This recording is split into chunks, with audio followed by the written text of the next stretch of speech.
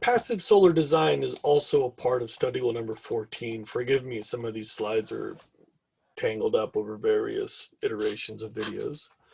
Passive solar design is part of number 14, and passive solar design is making homes that are heated and cooled without outside sources of energy. Generally, that means without electricity, they're heated and cooled without electricity, they're heated and cooled without natural gas.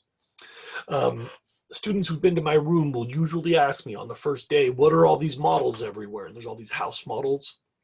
And those are passive solar design experiments that my students would normally do if it wasn't a COVID year. Passive solar design is using natural light instead of electric sources of energy, using a sunroom that radiates heat into the house, which draws cold air out. Passive solar is aiming your awnings to the south so that summer light is blocked and you're cool in the summer, but winter light, lower sunlight, gets into the house to generate heat. Where you put the landscaping for like shade and stuff, these can all be integrated together. The materials you use make a big difference in passive solar. Things that have a lot of thermal mass. Maybe you've been in an Adobe building someday, like the Santa Barbara Mission, and this points to something.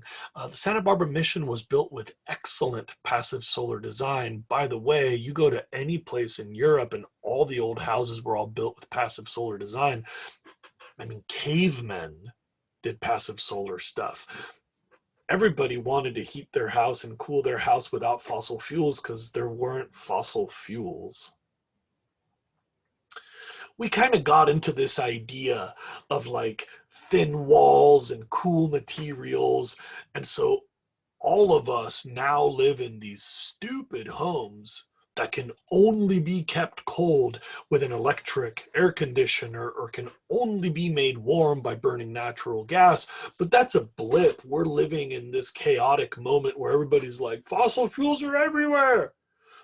But you know, fossil fuels aren't everywhere and they're running out, and it turns out they're really bad for us. And so passive solar design is a way to build our homes more efficiently so we don't need to rely on electricity or natural gas. I'm sorry that you don't get to do the solar house models, by the way. I was always really proud of that assignment, but it doesn't. Blame the district. I'm sorry. Okay.